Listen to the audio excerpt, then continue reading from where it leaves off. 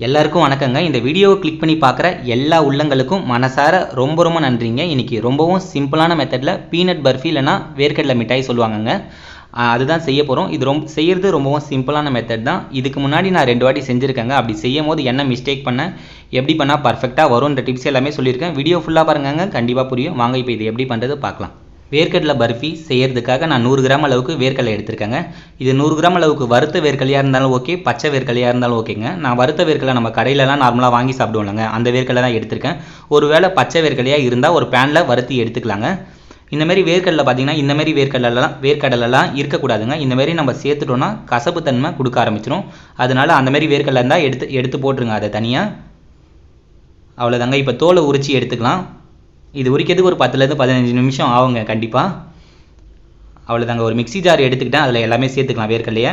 இது வேர்க்கடலை அரைக்கும் போது பார்த்தீங்கன்னா பல்ஸ் மோடில் ஒரு 4லேருந்து ஒரு 5 செகண்ட் மட்டும் விட்டால் போதுங்க.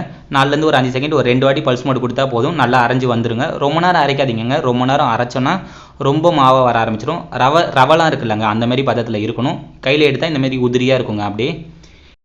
இப்போ ஒரு பேன் வச்சுக்கிட்டேங்க, அதில் சக்கரை சேர்த்துக்கலாம். சக்கரை சேர்க்கும் போது பார்த்தீங்கன்னா ஃபஸ்ட்லேயே அடுப்பு ஆன் பண்ணாதீங்க. நம்ம முன்னாடியே ஆன் பண்ணிட்டோன்னா நம்ம போடுற சக்கரை உடனே இறுக்கி பிடிக்க ஆரம்பிச்சிடுங்க அடுப்பு சூடாக இருக்கும் போது. அதனால் சக்கரை சேர்த்துக்கிட்டதுக்கப்புறம் ஸ்டவ் ஆன் பண்ணிக்கலாங்க. இப்போ 2 டேபிள் ஸ்பூன் அளவுக்கு மட்டும் தண்ணி தெளித்து விட்டுக்கிட்டேன். கொஞ்சமாக மட்டும் தெளித்து விட்டுக்குங்க. இப்போ இந்த பதத்துலேருந்து நம்ம கேரமல் பதத்துக்கு ரெடி ஆகணுங்க. ஃபஸ்ட்டு இந்த மாதிரி ஸ்டேஜில் இருக்குங்க. கொஞ்சம் இப்போ தண்ணி கட்டினா மாதிரி கொஞ்சம் ரெண்டுமே சக்கரெல்லாம் அப்படியே ஒட்டினா மாதிரி இருக்குங்க. இந்த மாதிரி ஸ்டேஜில் இருக்கும். இந்த மாதிரி ஸ்டேஜ்லாம் மாறி வர்றதுக்கு ஒரு 5லேருந்து 10 நிமிஷம் கண்டிப்பாக ஆகுங்க. அது வரைக்கும் அடுப்பு கண்டிப்பாக மீடியமான ஃப்ளேம்லேயே வச்சு பண்ணுங்கள். இப்போ அந்த மாதிரி ஸ்டேஜ்லேருந்து இது சக்கரை பதத்துக்கு மறுபடியும் மாறி வருங்க. இந்த மாதிரி ஸ்டேஜ்லேருந்து சக்கரை கொஞ்சமாக அப்படியே கரைய ஆரம்பிக்குங்க. அவ்வளோதாங்க. இந்த மாதிரி ஸ்டேஜில் வந்துடும்.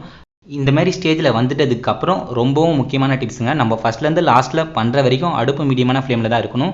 நம்ம சக்கரை பதம் வந்ததுக்கப்புறம் இந்த மாதிரி கரைஞ்ச உடனே வேர்க்கடலையை சேர்த்துக்கணுங்க. இதுக்கு மேலே கொஞ்ச நேரம் கூட நம்ம கொஞ்ச நேரம் கூட அதுக்கு மேலே அதிகமாக விடக்கூடாதுங்க. அப்படி நம்ம அதிகமாக விட்டுவிடோன்னா நம்ம இந்த வெள்ளை இதெல்லாம் கருக ஆரம்பிச்சிடுங்க. இதுக்கு மேலே கொஞ்சம் தாண்டி போனாலும் அந்த கருகிற ஸ்மெல்லாம் நம்ம செய்கிற அந்த பர்ஃபி பார்த்திங்கன்னா ஒரு மாதிரி கசப்பு தன்மை கொடுக்க ஆரம்பிச்சிடும். அதனால் கண்டிப்பாக இந்த மாதிரி சக்கரை பதத்துலேருந்து இப்படி கரைஞ்ச உடனே வேர்க்கடலையை சேர்த்துருங்க. நான் பண்ண மிஸ்டேக் அதுதாங்க. அதுக்காக தான் நான் இதை இவ்வளோ இதுவாக சொல்லிக்கிறேன். இதில் பண்ணும்போது நம்ம எந்த அளவுக்கு சக்கரை எடுக்கிறோமோ அதே அளவுக்கு வேர்க்கடலை கண்டிப்பாக எடுத்துக்கோங்க. ஒருவேளை சக்கரை கம்மியாக எடுத்தோன்னா நம்ம மிக்ஸ் பண்ணி எடுக்கும்போது அந்த பதத்தில் ஒட்டாமல் வந்துடுங்க, தனியாக உதிரியாக இருந்துடும். அதனால் ரெண்டுமே ஒரே அளவுக்கு ஈக்குவலாக எடுத்தால் தான் பர்ஃபெக்டாக கிடைக்குங்க. இந்த மாதிரி நல்லா ஒட்டாமல் வர அளவுக்கு வரைக்கும் மிக்ஸ் பண்ணி எடுத்துக்கலாம். அவ்வளோதாங்க. ஃபஸ்ட்டில் எடுத்து மிக்ஸ் பண்ணி எடுக்கும் போது இதில் நல்லா ஒட்டி வருங்க. கொஞ்ச நேரம் நம்ம அப்படியே தொடர்ந்து ஒரு 3லேருந்து ஒரு 4 நிமிஷம் மிக்ஸ் பண்ணி எடுத்துக்கிட்டே இருந்தால் ஒட்டாமல் வந்துடும். லாஸ்ட்டாக ஓரளவுக்கு நல்லா வந்துக்கிட்டதுக்கப்புறம் நம்ம பேன்லலாம் ஒட்டாமல் வந்துடுங்க. அந்த ஸ்டேஜில் மட்டும் லாஸ்ட்டாக ஒரே ஒரு டேபிள் ஸ்பூன் அளவுக்கு மட்டும் நெய் இல்லைனா ஆயில் எதனா இருந்தால் சேர்த்துக்குங்க. இப்படி எடுத்து பார்க்கும்போது இந்த மாதிரி எல்லாமே ஒட்டாமல் வருங்க. அவ்வளோதாங்க. இந்த மாதிரி ஸ்டேஜில் நம்ம வேறு ஒரு பாத்திரத்துக்கு மாற்றிக்கலாம். இதை ஸ்டவ் ஆஃப் பண்ணிவிட்டு சூடோடு இருக்கும் போதே மாற்றிக்கணுங்க. இது கொஞ்ச நேரத்துலேயே கட்டியாக ஆரம்பிச்சிடும். ஒரு பிளேட் ஒன்று எடுத்துக்கிட்டாங்க, அதில் எண்ணெய் ஃபுல்லாக ஸ்ப்ரெட் பண்ணி விட்டுக்கிட்டேன். அவ்வளோதாங்க. இதுமாரி சூட்டோடு இருக்கும் போதே வேற ஒரு பாத்திரத்துக்கு மாற்றிக்குங்க. ஒருவேளை உங்கள்கிட்ட பட்டர் ஷீட் இருந்தால் பட்டர் ஷீட்டில் சேர்த்து பண்ணிக்கோங்க. இது ரொம்ப முக்கியமான இதுங்க. இதில் நம்ம சப்பாத்தி கட்டெல்லாம் போட்டு அப்படியே தேய்ச்சோன்னா இதில் இறுக்கி பிடிச்சிக்கும். அதனால் ஒரு கரண்டி எடுத்துக்கங்க. கத்தியில் பண்ணால் கூட அதில் எல்லாமே மாட்டுங்க. கரண்டி மேலே லைட்டாக எண்ணெய் மட்டும் ஸ்ப்ரெட் பண்ணி விட்டுக்கிட்டு இப்படி லைட்டாக பண்ணால் போதுங்க. இப்போ தோசைப்பட்ட கரண்டி எடுத்திருக்கேன், அதை எடுத்து மேலே மட்டும் சும்மா லைட்டாக ஷேக் பண்ண மாதிரி இந்த மாதிரி பண்ணி எடுத்துங்க. கரெக்டாக வந்துடுங்க.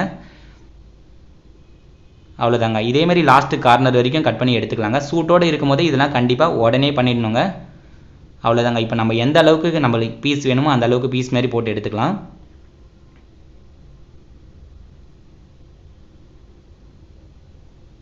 அவ்வளோதாங்க. இந்த மாதிரி நான் பீஸ் போட்டு எடுத்துக்கிட்டேன். இதை கண்டிப்பாக கத்திலலாம் பண்ணாதீங்க. இந்த மாதிரி ஒரு கரண்டி எடுத்துக்கங்க. கரண்டியில் எடுத்து பண்ணுங்கள், அப்போ தான் ஒட்டாமல் வருங்க. அவ்வளோதாங்க. இந்த மாதிரி ரெடி பண்ணி எடுத்துக்கிட்டேன். ஒரு 15லேருந்து ஒரு 20 நிமிஷம் அப்படியே விட்டால் போதுங்க. நல்லா ஒட்டி நல்லா பீஸாக கிரிப்பாகி வந்துடுங்க. நம்ம சாப்பிட்ற மாதிரி. அவ்வளோதாங்க. இப்போ நான் அந்த பிளேட்லேருந்து மாற்றிக்கிறேன். லைட்டாக அழுத்தம் கொடுத்தா போதும், கீழே கொஞ்சம் ஒட்டினா மாதிரி இருக்குங்க. ஒரு கத்தியாட்ட லைட்டாக தூக்கினா வந்துடுங்க. பண்ணும்போது ரொம்பவும் பத்திரமா பண்ணி எடுத்துக்குங்க. அவ்வளோதாங்க. நம்மளோட பீனட் பர்ஃபி ரெடி ஆகிடுச்சு. ரொம்ப சூப்பராக இருக்குங்க. கண்டிப்பாக நீங்கள் செய்யும் போது இந்த மிஸ்டேக் கண்டிப்பாக வராதுங்க. இதன்படி பண்ணுங்கள், கண்டிப்பாக பர்ஃபெக்டான ஷேப்பில் பண்ணிடலாங்க. இப்போ எல்லாமே பீஸ் போட்டு உடச்சி எடுத்துக்கலாங்க. அவ்வளோதாங்க. இந்த மாதிரி பண்ணி எடுத்துட்டோன்னா நம்மளோட பீனட் பர்ஃபி ரெடி ஆகிடுச்சு. நீங்களும் ட்ரை பண்ணி பாருங்கள், கண்டிப்பாக பர்ஃபெக்டான ஷேப்பில் கிடைக்குங்க.